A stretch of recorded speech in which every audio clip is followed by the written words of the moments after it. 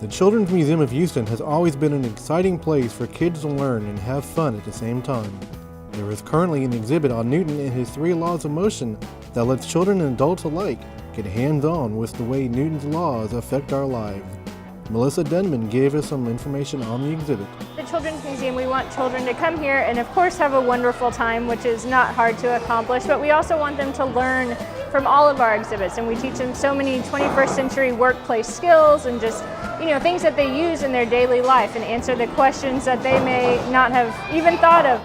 Newton Know-How is based off of Newton's 3 laws of motion, and so it's another exhibit where kids can come in. It's completely interactive, and we have things, as you can hear and see throughout the exhibit, where they go and actually explore these laws of motion and how they work in their daily life. Each component of the exhibit answers one of those laws of motion, so they can come and see a ball moving up and down a wall and what it takes to stop the ball, or just different things working with force, friction, gravity, speed.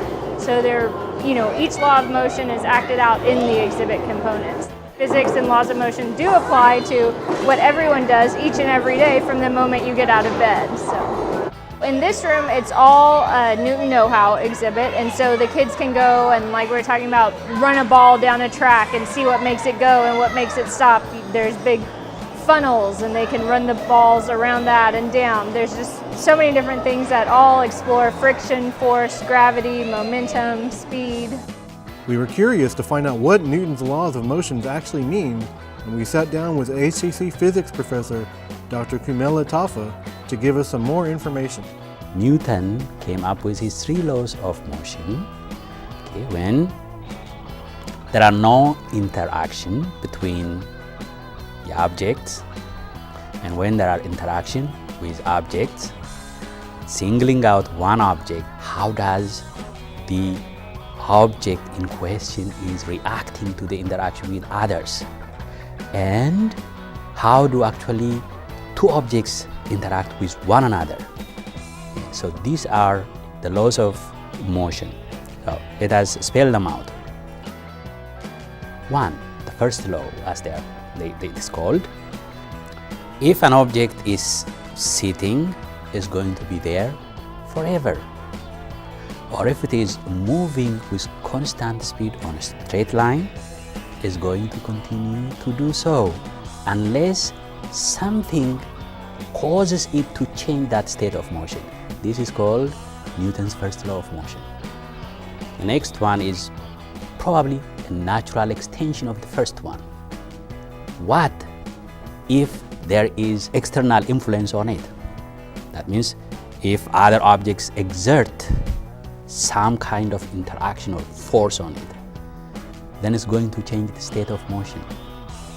If it is sitting earlier, it's no more going to sit. It's going to move, start moving.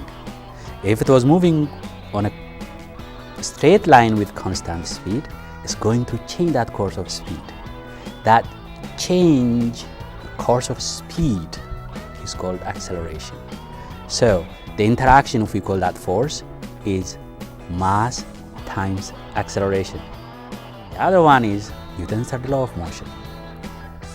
I'm sitting in my chair here. You're sitting in your chair there. I am exerting force on the chair.